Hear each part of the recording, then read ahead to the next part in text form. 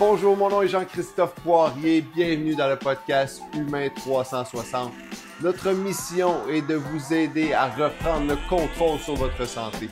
On va donc parler à plein d'experts de la santé qui vont nous faire découvrir des facettes cachées qu'on peut utiliser pour améliorer notre bien-être. On va aussi aller découvrir les humains derrière ces experts-là, avec des histoires passionnantes qui, on espère, vont vous inspirer à devenir le meilleur de vous-même.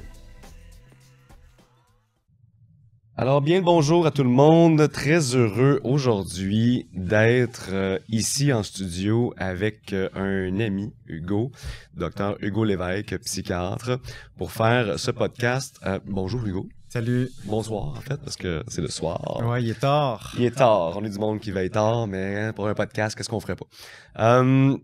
Donc, comme tout bon podcast de Humain 360, on commence toujours par creuser un peu l'humain derrière le professionnel. Petit Hugo, enfant Hugo, il est né où? Il vient d'où? Il a grandi où? Fait que je viens de la Pocatière. C'est pas considéré comme le bas du fleuve, là, mais Ouais. c'est vers Rivière-du-Loup, à 1 heure de Québec. On est vers la Gaspésie, mais clairement pas rendu. Non, c'est ça. Fait que la Pocatière, j'ai habité là jusqu'en secondaire 1. Puis à partir de secondaire 1, je suis déménagé à Saint-Romuald, sur la rive sud de Québec. J'ai fait mon secondaire là. J'ai fait la majorité de mes conneries là, à Saint-Romuald. Fait que salut. Non, c'est pas vrai. Puis après ça, j'étais allé au cégep à Lévis. J'ai fait un DEC en sciences de la nature. J'ai surtout joué au football là-bas. Puis C'est quoi l'équipe de football de c'est les Faucons. Les Faucons du cégep de Lévis-Lauzon. Ils sont rendus division 2, je pense, actuellement. Puis je pense qu'ils étaient au Bol d'Or en fin de semaine. Je suis pas un très bon alumni. Je n'ai pas regardé les résultats, mais c'est une bonne équipe. Puis au cégep, j'ai fait un DEC en sciences de la nature, mais j'ai surtout fait le con. Fait que c'est des bonnes années pour ça. Là. C'est oui. quand même réputé, le cégep. It's the time to be con. Pour avoir du fun, mais moi qui me croyais invincible et si intelligent, ça a pas donné une très bonne cotère. OK. Fait que la médecine a toujours été... ça, c'était soit la médecine ou être agent secret. Mais là, bon, j'ai choisi la médecine, mais ça a fait un bon détour parce que j'avais pas la cotère. Fait que j'ai décidé d'aller à l'Université d'Ottawa. J'ai joué au football à l'Université d'Ottawa pour les GGs de l'Université d'Ottawa. Okay. À ce moment-là, on était deuxième au pays. C'était une très bonne équipe. Ouais. Okay. Puis, je suis rentré en sciences de la santé, qui n'était pas un très bon choix parce que c'était très compétitif. J'ai eu des excellentes notes, mais je me démarquais pas suffisamment. Fait que... Sciences de la santé. Ça sonne large, sciences de la santé. Effectivement, c'est large là, parce qu'eux, ils n'ont pas de cégep en Ontario. Okay. Fait que les gens qui veulent aller faire... soit les gens qui veulent aller en médecine, ceux qui ne rentrent pas directement parce qu'ils ont une cote incroyable comparativement aux universitaires, parce qu'il y a comme des universitaires puis il y a des gens qui arrivent directement du secondaire. Puis les gens qui veulent aller, par exemple, faire une maîtrise en physiothérapie, Fait que là-bas, la physiothérapie, c'est une maîtrise. Fait que tu fais un bac avant en différents programmes, dont les sciences de la santé. Fait que j'ai fait ça pendant 3 ans. Ensuite de ça, je suis rentré en kinésiologie. Puis là, kinésiologie, t'es kinésiologue, c'est tellement... en tout cas, moi, personnellement, c'était tellement le fun, les cours de kinésiologie, que j'ai pété des scores. C'est pas réputé comme étant le bac le plus exigeant là, au niveau des sciences de la santé, mettons. Fait que c'est plus facile, puis la moyenne, les gens sont moins dans la... performance. Exactement. Ouais. Fait que je me suis vraiment démarqué. Ça m'a permis d'améliorer mes notes. Il me manquait 2 cours pour finir ma kinésiologie quand j'ai finalement été accepté en médecine. Fait que ma dernière session de kin, j'ai décidé finalement de partir en voyage en Amérique centrale avec cet argent-là. Puis j'ai été accepté en médecine à Sherbrooke et à Ottawa. J'ai décidé d'aller à Sherbrooke. Okay. Fait que j'ai fait rapprocher un peu en même temps de la patrie. Là. Parce qu'à Ottawa, revenir des fins de semaine à Québec, voir ma famille, donc 8 heures de route au total, quand tu as besoin d'étudier au travers de ça laisse pas beaucoup de temps. Fait que ça ne donne pas beaucoup l'envie de revenir faire ce voyagement-là. Fait que Sherbrooke, je me rapprochais. J'avais des amis qui étaient là, qui appréciaient le programme. C'est 4 ans, c'est autodidacte, c'est apprentissage par problème. Fait que j'ai vraiment apprécié mes 4 années à Sherbrooke. Ça a été... Là, j'avais comme appris un peu de mon cégep, puis je me suis dit, si je veux rentrer dans la spécialité, que je savais pas à ce moment-là laquelle ça allait être, vaudrait mieux que je mette les efforts. Faudrait que je fasse un peu moins le con qu'au cégep. Ouais, exactement. Fait que Un peu. 50%. C'est ça. Fait que j'ai eu du plaisir quand même là, à l'université de Sherbrooke, c'est une belle ville. Mais j'ai étudié beaucoup, j'ai aimé ma médecine. Puis au travers de ma médecine, au départ, je voulais être médecin sportif. Puis pour différentes raisons, là, finalement, je me suis rendu compte que c'était pas ce que je m'attendais à ce que ce soit. Dans le fond, ça aurait été majoritairement de la médecine familiale, rouler sa bosse, avoir des connaissances. Faut connaître des gens là, pour que finalement ça. J'ai une amie, Émilie Cyr, qui elle est là-dedans, puis elle s'épanouit vraiment de plus en plus dans ce domaine-là. Fait que finalement, je me suis dit, bon, neurologie, le cerveau, c'est tellement intéressant, neurologie, dans les livres, de regarder toutes les connexions, où est-ce que ça sort dans la colonne vertébrale, dans la moelle épinière. Je trouvais ça tellement passionnant, mais je suis arrivé sur le plancher avec les neurologues, puis je me trouvais impuissant. Je trouvais que les maladies, on n'avait pas beaucoup d'outils pour les guérir. On couvrait les symptômes, tout ça. Finalement, on pourrait dire ça un petit peu de la psychiatrie après, là, mais bon, ça c'est un autre sujet, mais fait que j'ai moins aimé la neurologie, puis j'ai fait une journée d'observation en psychiatrie, puis j'ai été flabbergasté. Je suis ressorti de là, j'avais le goût d'appeler tous mes amis, ma famille, puis leur dire hey, tu sais pas qu'est-ce qui m'est arrivé aujourd'hui, c'était débile, c'était fou, littéralement. C'était tellement intéressant. Puis après ça, le professeur, mon mentor, le psychiatre qui m'a supervisé durant mon stage, c'était un gars de mon âge, on avait du fun. T'sais, il rendait les journées de psychiatrie qui pourraient paraître de l'extérieur vraiment lourdes, là, il rendait ça le fun. Fait que je me suis vraiment projeté dans ce que lui me montrait comme pratique, comme sa personnalité, comment il l'utilisait au bien-être des patients pour rajouter de la légèreté, du plaisir, de la joie. Oui. De la légèreté, je pense que je l'ai déjà dit, fait qu'il mettait beaucoup de légèreté. C'est très léger. Mais dans un milieu, c'est quand même un mot pesant, parce que effectivement, c'est un milieu qui, de l'extérieur, on pourrait penser un peu comme, je sais pas, un avocat, un dentiste à la limite. C'est comme des milieux que tu te dis, mon Dieu, c'est quand même difficile comme métier, là. Si tu vis dans du négatif, le dentiste, ça dépend, mais avocat, par exemple, si tu vis dans le négatif, mais le psychiatre, tu vis encore une fois dans le négatif. Fait que d'être capable d'avoir de la légèreté, c'est relativement impressionnant. Mm-hmm. Fait que, puis éventuellement, on pourrait raconter des histoires, mais tu sais, il y a plein de petites histoires qui ont fait en sorte que je me suis dit, la psychiatrie, c'est vraiment intéressant, ça m'a passionné, l'esprit humain. Puis à chaque fois que je dis à quelqu'un que je suis psychothérapeute puis que je suis psychiatre, les gens ont tout le temps quelque chose à dire, tout le temps quelque chose à raconter, tout le temps des questions à poser parce que c'est tout le monde, ça affecte tout le monde. Oui. La cardiologie, oui, tout le monde a un cœur, là, mais la plupart des gens sont pas conscients de leur cœur. Oui. Alors que la psychologie, tout le monde s'habite. Une histoire personnelle, des petits traumas, des gros traumas, de l'anxiété, de la joie, des émotions. Tout le monde a des émotions. Il y en a qui en sont moins conscients, mais fait que ça me passionnait. Puis il y avait l'anesthésie.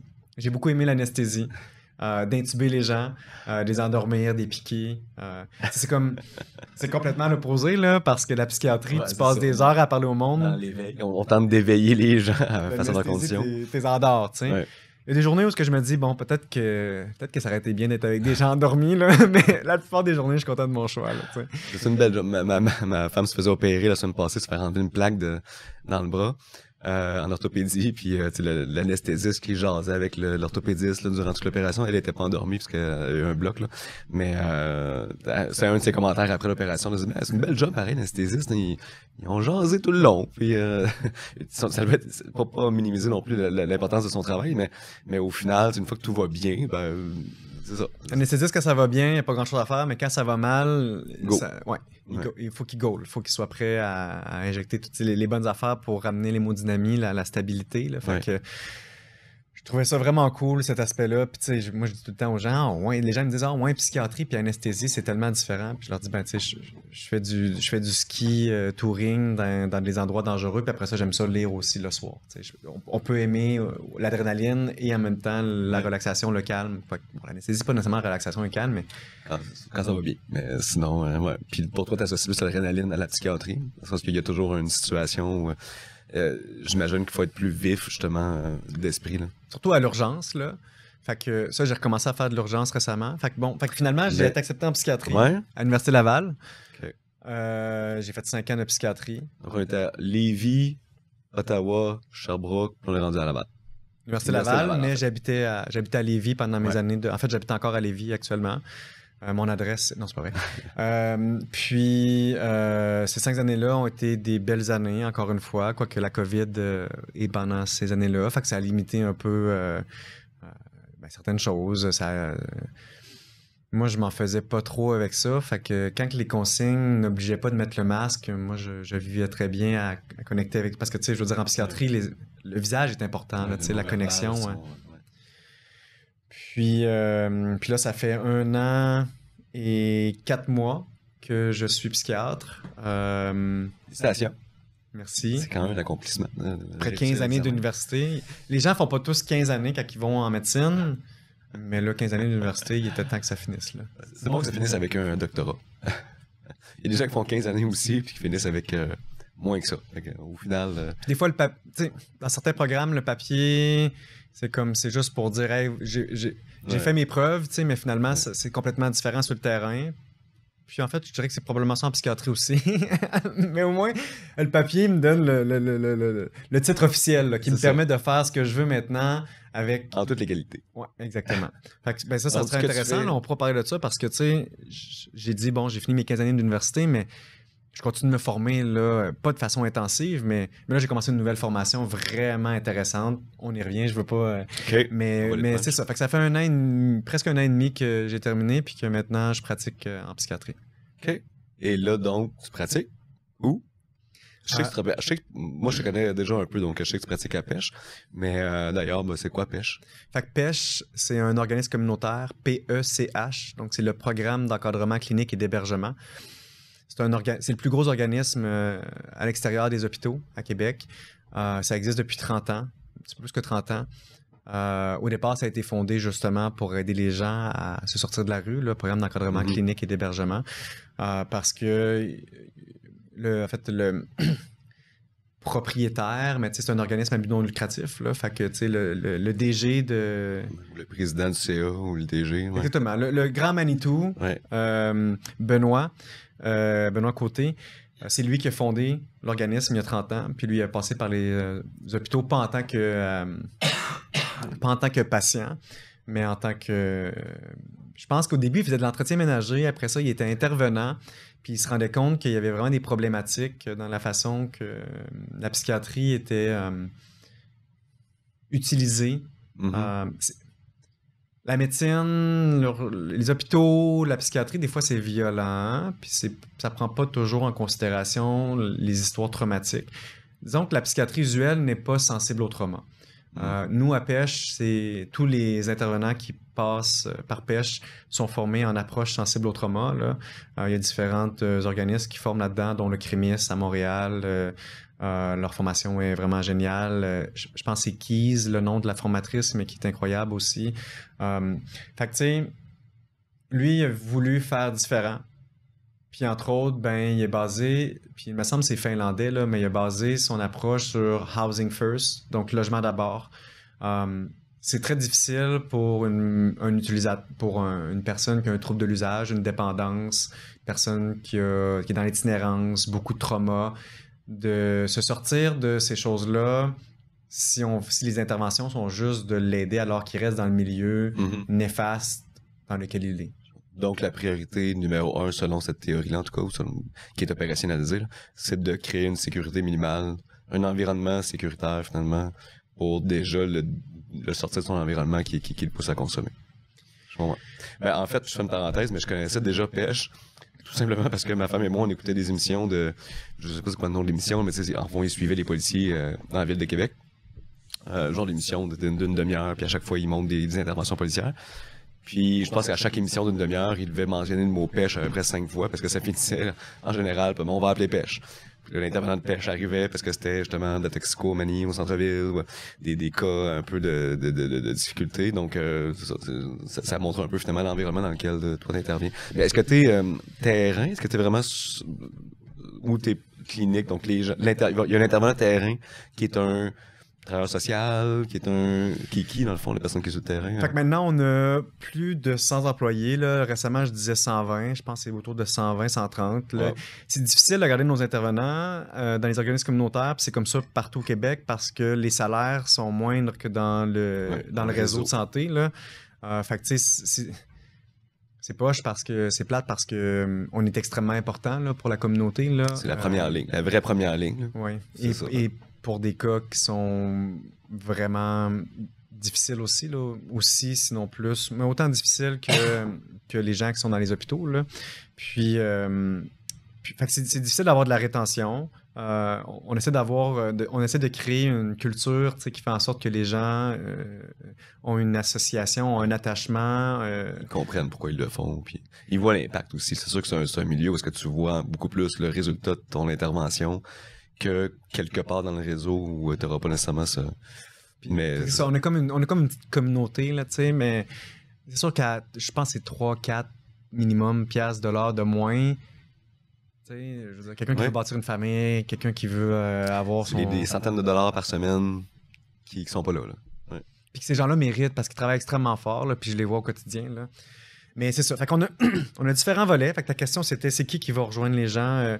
Tantôt, tu as parlé, entre autres, de ce que tu as vu dans le documentaire ou en tout cas dans les émissions. Là, ouais. Ça, c'est notre... Fait qu'en fait, il y a 6, 7, 8 volets. Je vais essayer de les nommer, là, mais ça, c'est le volet crise. Fait qu'on est la seule ville au Québec, puis là, Montréal-Ouest, il me semble, ou Montréal-Est, en tout cas, a commencé à avoir un programme.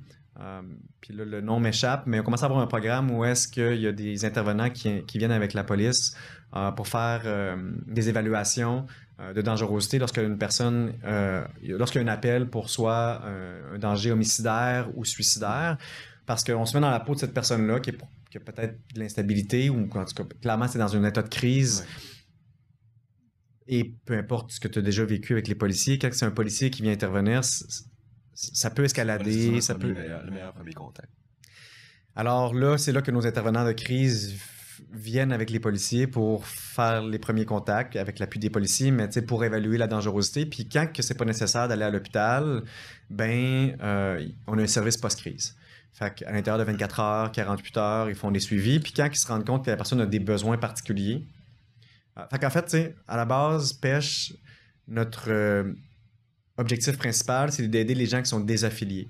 Donc, des gens qui ont plus d'affiliation avec la communauté, avec la société. Donc, ils n'ont plus beaucoup de liens. Donc, si quelqu'un en post-crise, les intervenants se rendent compte, fait que c'est des travailleurs sociaux, des gens en criminologie, des gens qui sont aux études, c'est des psychoéducateurs. Fait que c'est vraiment le background est large, là. Ouais.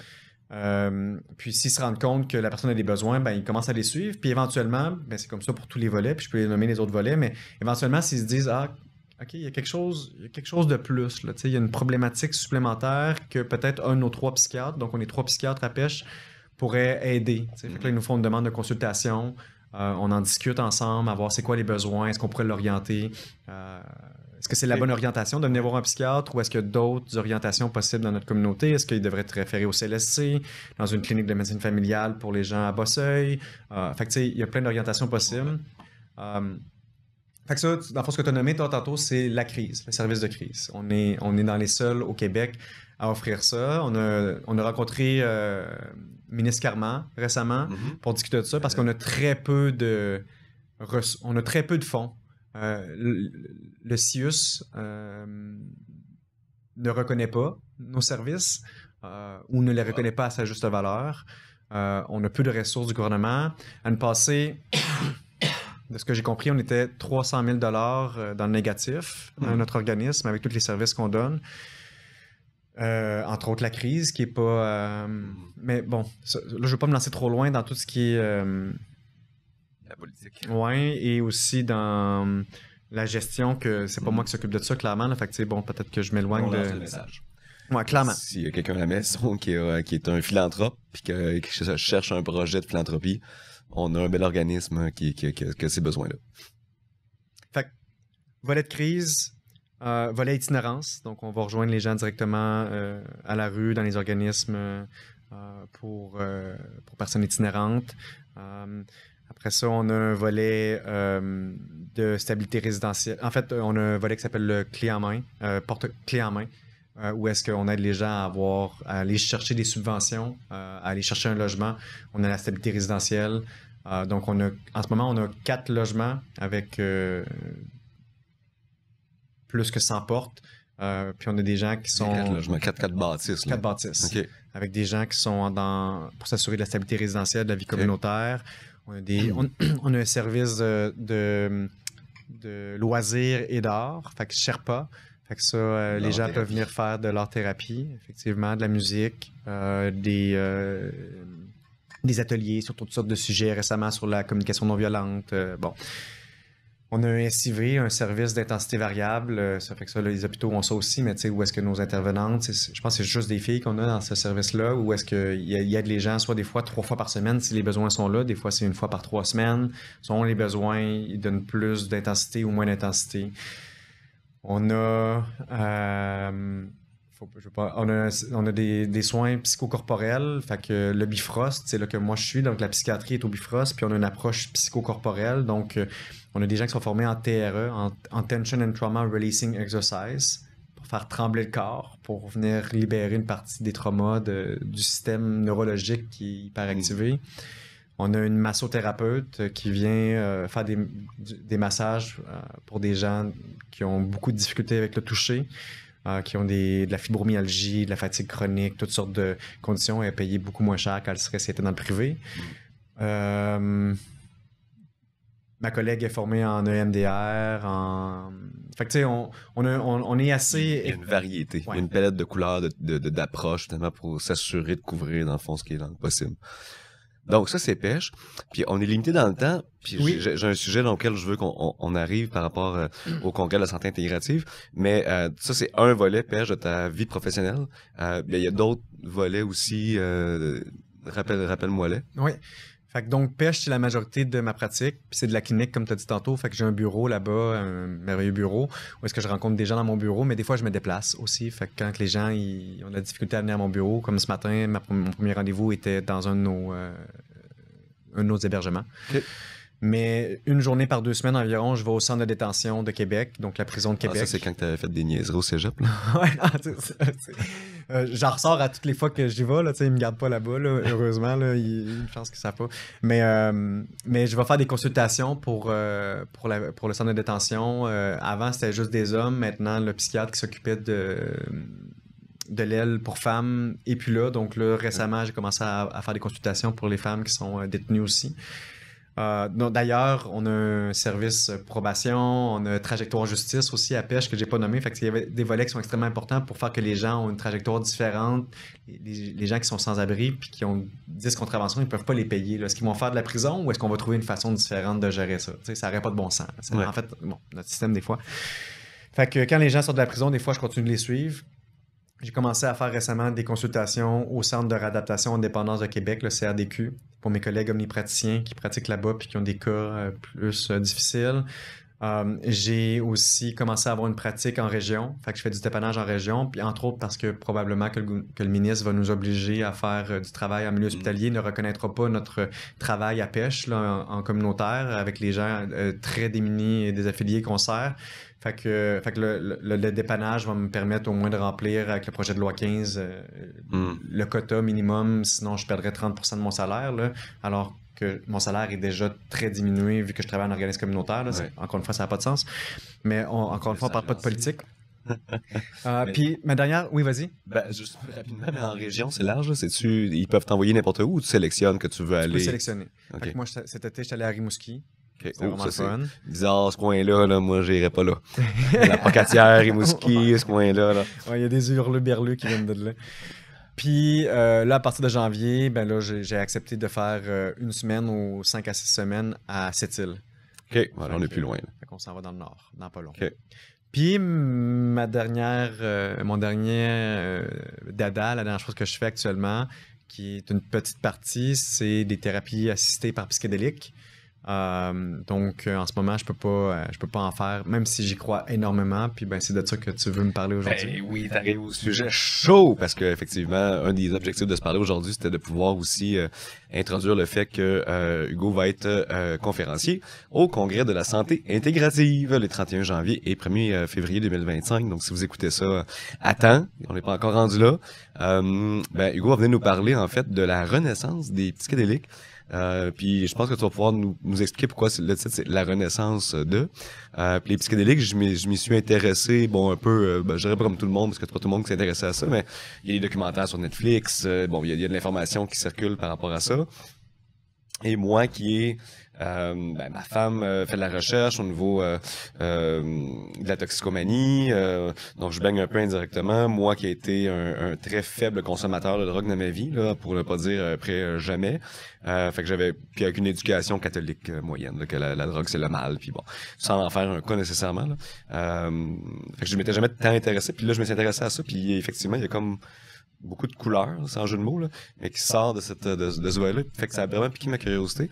Fait que je trouvais ça intéressant d'un que tu viennes nous en parler au congrès, mais peux-tu déjà peut-être nous faire un petit teaser puis nous en parler? Fait que dans le fond, déjà en partant, t'allais dire que donc tu as commencé à faire de la thérapie assistée. C'est un début au Canada, ça, parce que ça fait combien de temps au Canada que ça a été approuvé?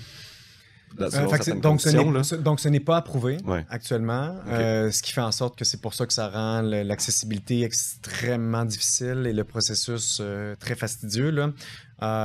Depuis 2021 ou 2022, janvier 2022, j'aurais le goût de dire là, que le gouvernement accepte des demandes par le programme d'accès spécial de Santé Canada. Okay. Donc c'est des exceptions, si on veut. Là. Donc, c'est des médicaments qui, actuellement, ne sont pas approuvés par Santé Canada, mais pour lesquels, s'il y a suffisamment de preuves scientifiques et pour des cas particuliers, entre guillemets, exceptionnels, Santé Canada, si tu fais une demande de 21 pages expliquant pourquoi tu veux le donner à cette personne-là, tu peux avoir accès à la substance. Fait que, ça peut être des médicaments qui sont accessibles en Europe, mais qui ne sont pas remboursés ici. Mm-hmm. Fait que là, on pourrait faire une demande pour ça, par exemple. Pour les psychédéliques, ça fait seulement 2 années que c'est disponible. Ben, 3 ans bientôt. Si c'est bien 2022, mais ça, il va falloir que je vérifie ça. Là, ça fait, c'est pas grave. Fait que, bon. Puis là, en ce moment, jusqu'ici, il y a eu 230 approbations en 3 ans. C'est vraiment cool, mais en même temps, c'est vraiment très peu. Ouais. Fait qu'en Suisse, je lisais un article qui disait qu'il était rendu au-dessus de 3000 là-bas en Suisse. Ça fait plus longtemps aussi. Parce que dans un des documentaires que j'ai en tête, mais c'était pas du... Ben, c'était du LSD. Il avait donné, puis c'était en Suisse que ça se passait dans un contexte médical. Là. Donc, j'ose imaginer, je fais mes calculs, là, il a fallu qu'il tourne sur ce documentaire-là. Là, fait que ça doit faire plusieurs années que c'est autorisé. Je ne sais pas quel mot utiliser finalement, là, mais qu'est-ce que tu utilisais? Fait que... Moi aussi, je suis à court de mots pour définir c'est quoi la définition exactement de ça, mais disons médicalement accessible, mais pas encore. En fait, c'est décriminalisé dans quelques États aux États-Unis, au Colorado, entre autres, dans l'État de Washington, et 1 ou 2 autres. C'est décriminalisé maintenant en Australie. Donc, au niveau de la possession, c'est ça? Au niveau de la possession et aussi de l'utilisation médicale. OK. Que c'est disponible. OK. Donc, on revient au Canada, 200 quelques autorisations au Canada. 2 de ces 200 quelques-là sont à Québec. Sont 3. Fait que mon groupe... Fait que deux de ces acceptations-là à la thérapie psychédélique, c'est 2 de mes patients que j'ai réussi à faire approuver par Santé Canada. Puis on pourra revenir sur le processus que ça implique. Là. Mais ma collègue aussi, Marianne de Bonville, a une personne qui a été approuvée également. Fait qu'on a notre petit groupe de pratique. On est 3 psychiatres, 2 médecins de famille, un médecin de famille qui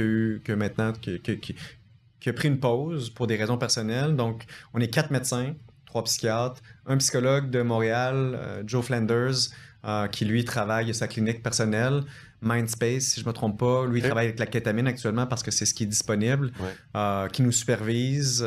On le paye pour nous superviser, pour nous aider dans nos démarches. Et on a une collègue, Mabel Jelly, qui, elle, fait de la respiration holotropique. La respiration holotropique, on peut en parler aussi parce que je sais que tu es intéressé de parler de Mabel parce qu'elle va présenter avec moi au congrès. Le spécifique, mais c'est une conférence en duo. Donc, il va y avoir au congrès. Donc, Mabel, Jelly et Hugo là, qui vont présenter sur la renaissance des psychédéliques. Puis, en fait, on pourrait même ajuster le titre maintenant parce que le duo a été annoncé récemment. On a eu la bonne nouvelle de savoir que ça a été en duo. Donc, psychédélique, barre oblique, respiration holotropique, là, où en tout cas, on pourra revoir. En fait, ça va être entièrement sur les psychédéliques. Okay. La raison pour laquelle Mabel est une bonne personne pour m'accompagner dans ma présentation, c'est parce que c'est une personne absolument merveilleuse et incroyable que j'adore, qui est sage, qui est intelligente, qui est douce. C'est elle qui m'accompagne, qui nous accompagne dans nos thérapies psychédéliques. Donc, lorsque Marianne a fait ses 3 séances avec sa patiente, ça a été Mabel qui a accompagné pour les 3 séances. Moi, jusqu'ici, avec mes 2 patients, j'ai 3 séances d'approuve. Fait que dans le fond, au Santé Canada, ce qu'on demande, c'est 3 séances à 25 mg, qui est une dose... C'est le début de la dose élevée, mettons. C'est pas très élevé comme dose, mais c'est une dose, c'est une haute dose. Fait que, les gens parlent beaucoup de microdosing, qui n'est pas encore prouvé scientifiquement, qui a beaucoup d'indices, puis des études qui ne sont pas encore de très forte méthodologie. Là, la validité, la fiabilité de tout ça, c'est souvent, mettons, c'est des chercheurs qui prennent les champignons de gens qui leur envoient, puis eux renvoient à l'aveugle soit le champignon ou un placebo, puis ils récoltent après ça les changements chez les gens. C'est des études qui sont de médiocre à faible qualité.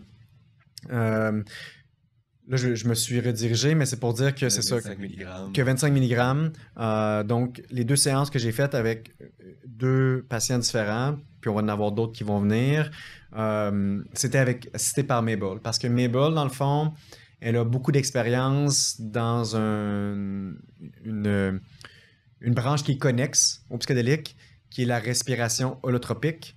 C'est nommé comme un état de conscience non ordinaire. Fait que la respiration holotropique, c'est quoi? C'est d'amener une personne, ou elle le fait avec des groupes de 20 à 30 personnes, si je ne me trompe pas. Puis il y a une personne qui est accompagnatrice, comme un peu on ferait en psychédélique, avec une personne qui vit l'expérience. Il y a de la musique, un certain type de musique qu'on pourrait nommer un peu chamanique, là, qui amène des émotions, là, des tambours, des choses intenses. C'était au studio de danse de Québec, mais ils en font aussi à Montréal, mais les speakers sont extrêmement bons. Là. Ouais, j'imagine. Puis on est confortable. L'environnement est propice. Oui, puis là, dans le fond, c'est de la respiration, c'est de l'hyperventilation. Sous supervision, là, elle et son collègue supervisent tout le groupe, mais il y a un accompagnateur qui est là pour s'assurer que la personne va bien, puis il s'assure au niveau qu'il n'y a pas de contre-indication, tout ça, mais ça pour dire qu'avec de l'hyperventilation dans un état particulier au niveau spirituel, disons, avec la musique, avec le but de tout le monde qui est présent, ça amène à des états de conscience non ordinaires. Donc ça amène à des états qui ressemblent beaucoup aux psychédéliques. Parce que dans les années 70, quand les psychédéliques ont été criminalisés par le gouvernement américain pour des raisons, puis on peut y revenir si ça t'intéresse, on va en parler dans ma présentation en janvier au congrès de santé intégrative, mais quand que ça a été criminalisé, puis que la plupart des chercheurs, des psychiatres se sont éloignés pour ne pas détruire leur carrière, là, parce que les gens qui continuaient d'aller dans cette lignée-là risquaient leur carrière, là, c'est à quel point c'était démonisé. D'ailleurs aussi, ça nous intéresse dans le... Je pense qu'il y a 2 documentaires sur Netflix qui parlent de ça, fait qu'ils ne sont pas durs à trouver. Là. Ils parlent de ça aussi. Fait que... Il y a The Mind Explained, qui a un épisode sur les psychédéliques qui est intéressant. Puis il y a... Fungi, il y a Fungi. Puis il y a How to Change Your Mind. Qui est de Michael Pollan, qui a écrit le livre, le problème le plus intéressant sur l'histoire. En tout cas, bref, je recommande, là, How to Change Your Mind. Donc, ils ont criminalisé. Ils ont criminalisé, puis il y a des chercheurs, dont Stanislav Grof, qui se sont redirigés vers la respiration holotropique parce que, justement, ils se rendaient compte que ça donnait accès un peu aux mêmes expériences, accès aux mêmes... les mêmes choses ressortaient et permettait de faire de la thérapie avec la respiration holotropique alors que les psychédéliques n'étaient plus disponibles. Fait qu'il y a beaucoup d'écritures sur la respiration holotropique et comment ça peut nous aider dans la compréhension de la psyché, dans les traitements, mais dans les traitements psychédéliques aussi. Fait que donc Mabel a beaucoup d'expérience là-dedans depuis de nombreuses années, des centaines et des centaines de personnes qu'elle a accompagnées là-dedans. Fait que c'est là qu'elle elle devient un atout extrêmement important avec son expérience, sa sagesse, ses connaissances dans la compréhension de la psyché, de ce qui ressort dans ces états de conscience non ordinaires-là. Ouais. Et là, ben, moi, je l'ai rencontré parce qu'il y a des gens qui ont vu mon intérêt envers les psychédéliques depuis plusieurs années. Je me suis formé l'année dernière avec Thérapsil pour pouvoir donner les thérapies assistées par psychédéliques. Puis, ben là, quelqu'un m'a mis en contact avec elle. Je suis tombé en amour avec elle, en amour pas intime, mais en amour amical. C'est une personne absolument incroyable. Ça fait 10 fois que je le dis, je pense. Puis... ça donne hâte, ça donne envie de la rencontrer. Ouais. Puis ben, fait que là, finalement, ben, je me rends compte... elle, en fait, dernière chose que je veux dire sur Mabel, on verra, mais c'est que là, elle vient de remettre son projet de maîtrise sur elle et travailleuse sociale. Okay. Donc, elle vient de remettre un projet de maîtrise à l'Université McGill sur l'accompagnement des thérapies psychédéliques par les travailleurs sociaux. Parce que, on va se dire la vérité, là, les médecins ne suffiront pas, et les psychologues ne suffiront pas à administrer ces thérapies-là lorsque ça va être disponible, parce que ça va être disponible, et si ce n'est pas disponible, ce serait la plus grosse erreur que le gouvernement ne fera jamais de son histoire. Mais ça va prendre des ressources. Ça va prendre des ressources, ça va prendre des gens, puis les travailleurs sociaux, c'est d'excellentes personnes.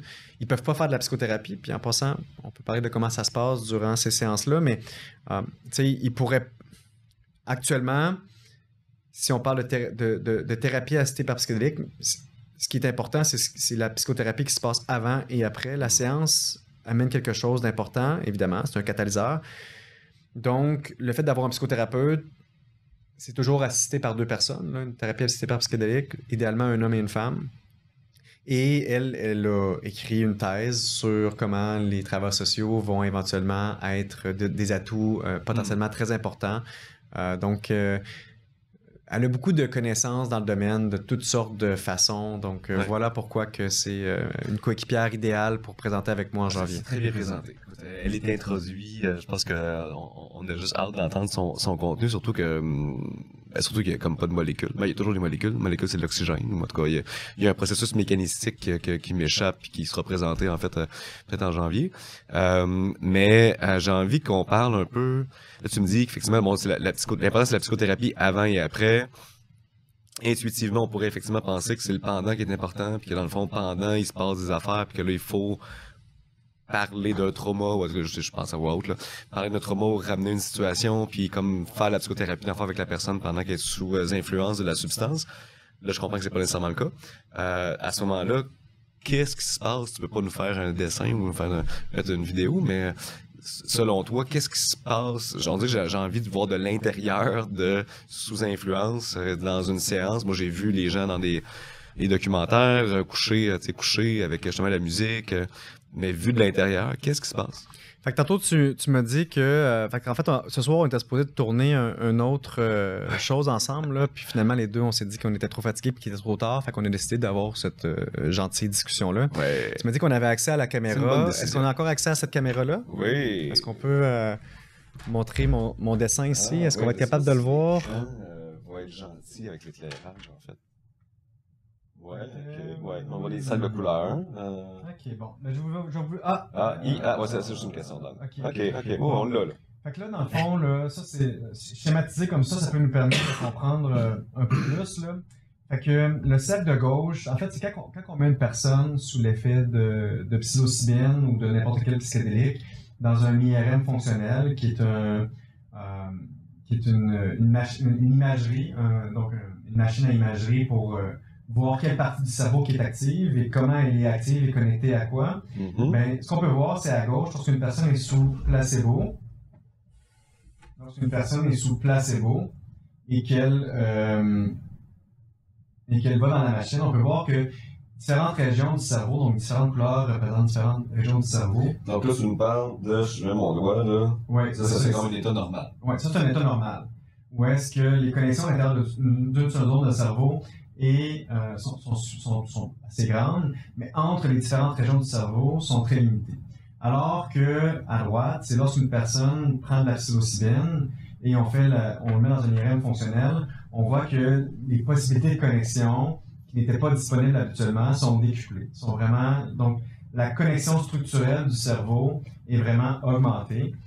Et, dans le fond, c'est une des façons pour laquelle on peut expliquer pourquoi que c'est efficace, ces thérapies-là, parce que notre cerveau, il vise l'optimisation des ressources. Hein? Notre cerveau vise l'optimisation des ressources. Donc, quelqu'un qui apprend à jouer au tennis, éventuellement, à chaque fois qu'il fait un mouvement puis qu'il y a une erreur, le cerveau regarde le feedback, va refaire des nouvelles connexions, puis va faire en sorte qu'éventuellement, la connexion va être de plus en plus efficace, le mouvement va être de plus en plus efficace. Moi, j'aime beaucoup mon Kien. Fait que déjà, je l'ai appris dans le sport en premier, mais on peut après ça généraliser, extrapoler dans toutes les choses de notre vie. Fait que si on répète tout le temps la même chose, notre connexion va devenir de plus en plus efficace dans une connexion neuronale en particulier. Fait que quelqu'un, par exemple, qui est déprimé et qu'à chaque jour, il y a des loops de pensées négatives qui se répètent dans sa tête, il y a de plus en plus de chances que ce soit ces neurones-là qui soient activés et que donc, si on fait juste... C'est tellement intéressant. Là. Je fais un petit détour. Je te parle du Default Mode Network. Fait que le mode de réseau par défaut. Dans les années 2000, justement, ils faisaient des IRM fonctionnels pour voir quelle zone du cerveau fait quoi, le langage. Ben, ça, on le savait déjà, mais pour voir, mettons, les formes, les visages, etc. Les mathématiques, bon.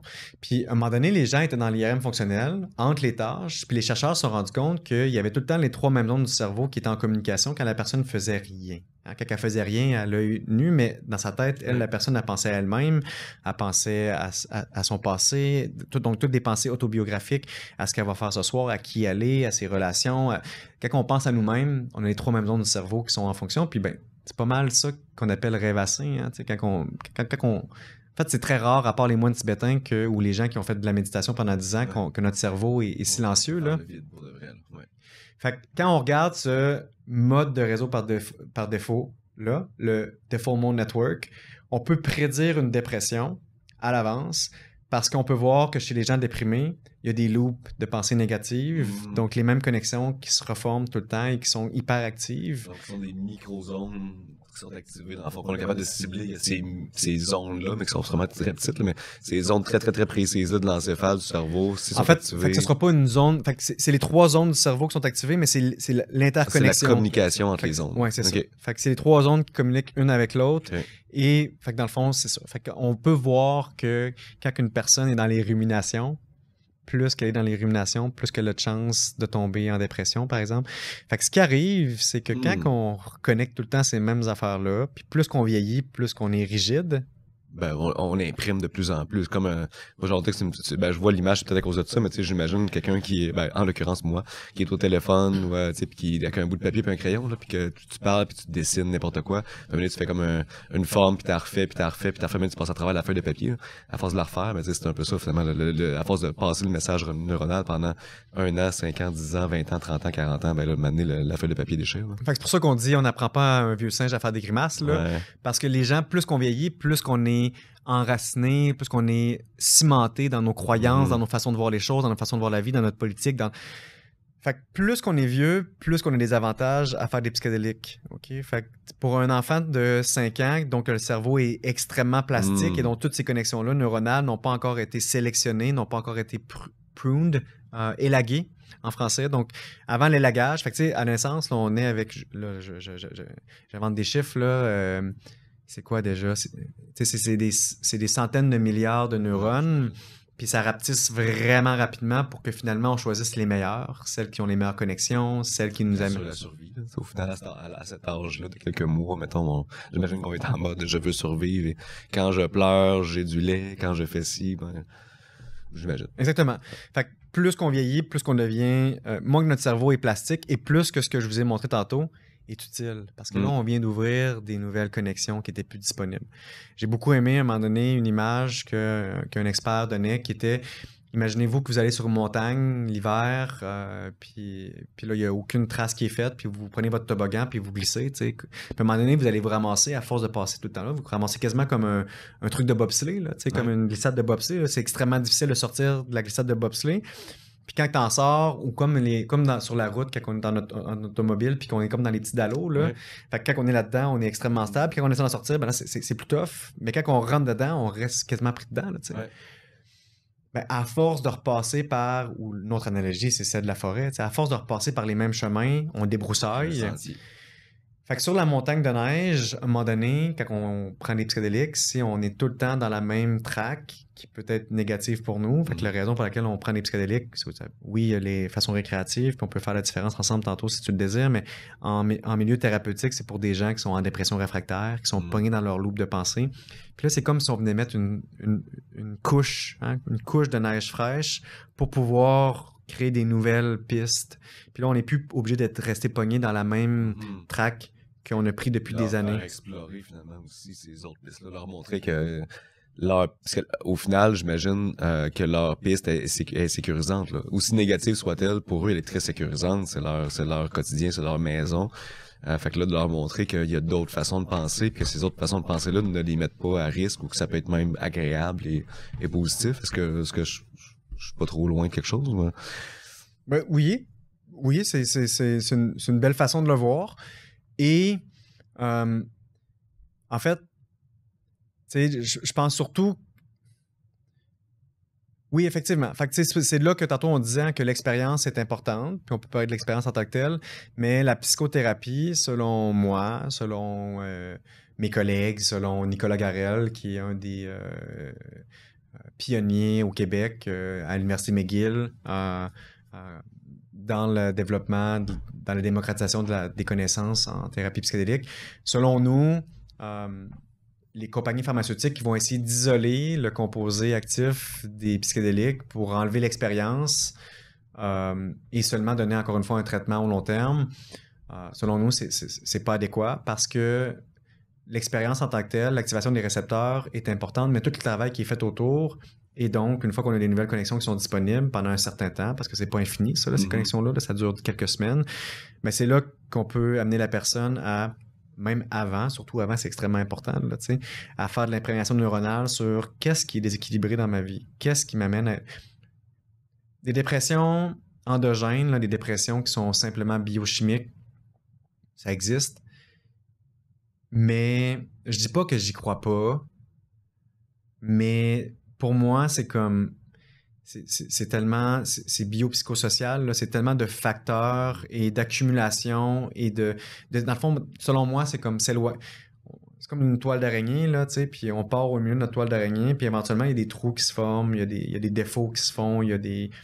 Il manque un fil à gauche. Exactement. Puis on s'éloigne de plus en plus du centre de notre toile au fur et à mesure que notre vie avance, en oubliant d'où est-ce qu'on est parti puis qui on est réellement. Puis c'est quand on se distance du milieu de qui on est réellement, de qui on veut être, de nos valeurs.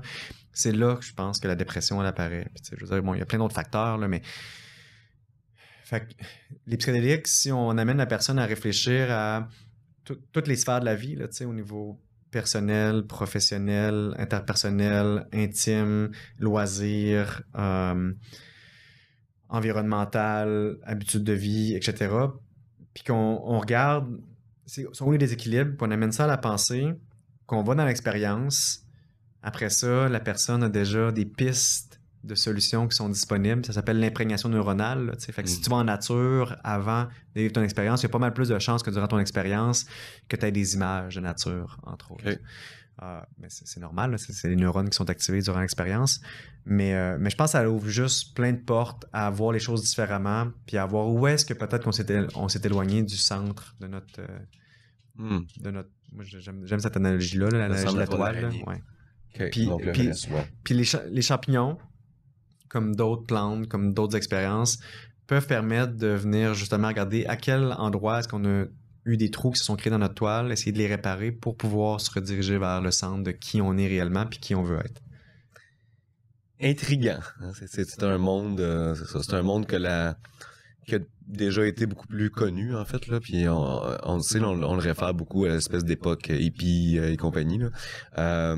Et probablement bien avant ça aussi, puis là, ça sort de mon niveau de connaissance, mais on peut imaginer que parce que c'est un champignon aussi, la médecine chinoise, ayurvédique, bon, c'est ancestrale, finalement, là, connaissait ça longtemps avant la médecine moderne.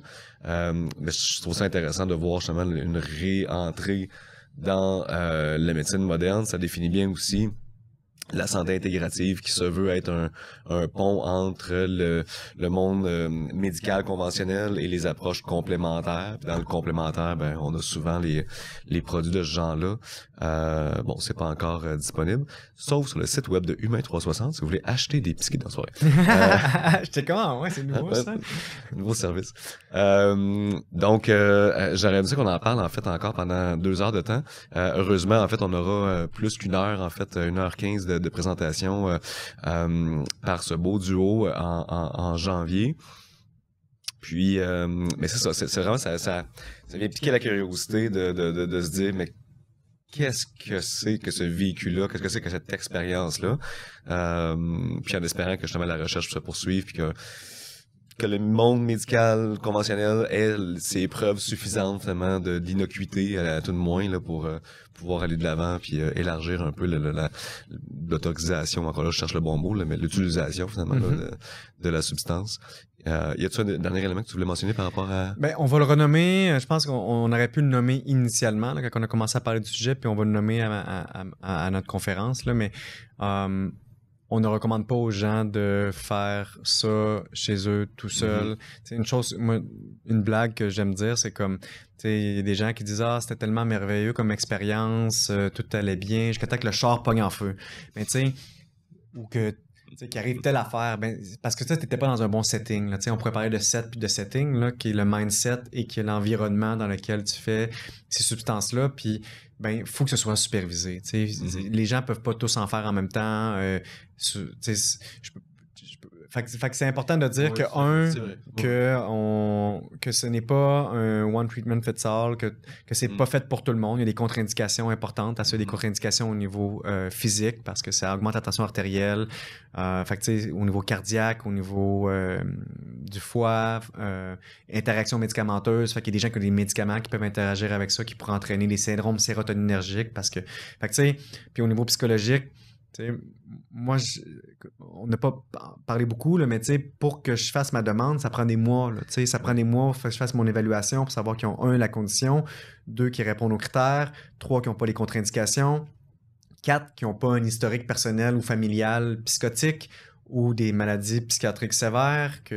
Il y a beaucoup de contre-indications. Fait que, on banaliser la chose aujourd'hui. On n'est pas en train de dire à tout le monde d'en faire. Puis, ça peut être dangereux. Fait que, si c'est pas fait dans le bon environnement, puis que la personne a un bad trip, puis qu'elle est pas supervisée, puis qu'elle sort dehors, qu'elle se fait frapper par un char, ou qu'elle est au 6e étage, qu'elle saute en bas, faut faire attention. Là. Il y a des dangers quand même avec ça. En même temps, je pense qu'ils sont... fait que là, je faisais mon... Je pense que c'est important qu'on dise ça, mais en même temps, je pense qu'actuellement... la restriction est beaucoup trop sévère puis qu'il y a tellement de gens qui pourraient bénéficier de ça. Là. Moi, je veux dire... Fait dans un bon cadre, en fait, il y aurait... Les règles pourraient être amenées à être allégées, considérant que fait dans un cadre professionnel, ça peut aider beaucoup de gens. Fait que depuis 2006, depuis que les études sont reprises sur le sujet, là récemment, les études de plus grande envergure, oui, il y a eu des gens qui ont eu des suicidaires, qui ont eu des tentatives de suicide suivant l'expérience, pas nécessairement durant l'expérience. Fait qu'il y a eu des effets secondaires sévères, mais en très, très, très petit nombre. Et c'est des gens qui avaient déjà des conditions très sévères aussi, là, qui avaient déjà fait ces gestes-là dans le passé. Fait que c'est extrêmement sécuritaire. Les overdoses sont quasi impossibles. En même temps, faut aussi faut pas faire les erreurs du passé puis banaliser ça puis faire en sorte de dire à tout le monde, OK, tous les jeunes, là, sortez-vous de la guerre du Vietnam là, puis faites tous des psychédéliques, drop in, tune in, drop out. Tune in, drop out, en tout cas, bref, peu importe ce que Timothy Leary a dit, là, mais fait que c'est ça. Fait que je trouvais important quand même de nommer ça. Puis aussi, une autre chose aussi, excuse-moi, que je veux dire, c'est on ne prend pas de demande de l'extérieur. On ne prend pas de référence de l'extérieur. Donc, s'il vous plaît, ne pas communiquer avec moi, ne pas communiquer avec mes collègues pour demander d'être un de nos patients. Là, en ce moment, c'est des références à l'interne ou par des collègues qui ont des cas exceptionnels. Déjà là, moi, c'est du bénévolat que je fais là, pour actuellement là, parce que je ne suis pas payé lorsque je fais ça. Et je ne fais pas payer mes patients actuellement. Éventuellement, il va falloir que je repense mon modèle d'affaires là, parce que si je décide d'en faire plus, je pourrais pas survivre avec mon modèle actuel. Mais c'est pour ça que c'est pour prendre de l'expérience. C'est pour prendre de l'expérience pour que quand ce sera disponible, que je puisse justement être suffisamment compétent pour l'offrir à plus grande échelle. Et là, à ce moment-là, peut-être qu'on donnera des coordonnées, mais pour l'instant, je vous remercierais de ne pas nous inonder de demandes parce qu'on les acceptera pas les demandes actuellement. Pour l'instant, c'est en anglais ils disent food for thought, là. Donc c'est de la nourriture pour l'esprit. On est en train de rêvasser un peu, mais un pied dans le concret. Il y a quand même quelque chose qui se passe, là. C'est pas juste de la théorie qu'on fait, mais c'est quand même une bonne partie pour plus tard qu'on dit ça. Puis je compléterais ce que tu dis depuis tantôt en disant qu'il y a tout un monde, effectivement, aussi entre le monde thérapeutique, avec l'utilisation thérapeutique et le monde récréatif que la plupart des gens vont connaître ou qu'on peut-être ont déjà vécu dans le passé, là. Donc aussi, il faut quand même distinguer un peu les choses. Donc, faire du moche sur le coin du divan chez ton chum, ça réglera pas tes problèmes de vie. Voilà. Non, mais c'est un bon résumé. On voudrait pas que les gens, effectivement, retiennent cette information-là. Là, non seulement j'ai une voix enrouée, puis je tousse depuis le début, là, mais j'ai aussi un plaster sur le nez. Puis je sais que les gens vont finir le podcast en envoyer des messages. Est-ce que c'est passé? T'avais juste à pas commencer. Quand je suis arrivé ici... OK, on en parle-tu? Okay. Ben moi, j'aurais dû me mettre un plaster ces jointures aussi. J'ai un nez solide. Non, je t'aurais jamais fait ça. Non, c'est ça, je marchais ce matin dans la rue, puis il y avait un immeuble en feu, un enfant qui voulait sauter du 2e étage. Je me suis dit, je vais le sauver, mais coup d'en face. Fait que, en gros, c'était à peu près ça. Ça ou une pôle à rideau d'en face, là. Je suis pas exactement sûr du souvenir, là, mais... Soit que t'es un super-héros, soit que t'es un zéro, mais en tout cas, on laisse les autres choisir. C'est important. Donc, on aurait pu encore continuer, évidemment, pendant des heures, parce que le sujet est intéressant, puis parce que c'est le fun quand on se voit. Mais on va se garder un peu de matière pour le congrès. On va se garder un peu beaucoup de matière, effectivement, pour le congrès. Donc, pour ceux et celles qui sont pas encore inscrites, on vous invite au congrès de la santé intégrative. Il va y avoir beaucoup de monde et c'est vraiment le meilleur endroit pour parler justement pour rallier le monde de la santé conventionnelle et les approches complémentaires. Donc, si vous êtes un professionnel de la santé, c'est sûr que vous devriez être là. Si vous êtes dans le public, en fait, puis que vous êtes un passionné de santé, ben on va vous accepter aussi au congrès, même si ça reste un congrès professionnel de la base et avant tout. Docteur Hugo Lévesque, psychiatre et ami, merci. Merci à toi. Et on se revoit en janvier. Oui. Ben non, avant. Là, mais oui, sûrement.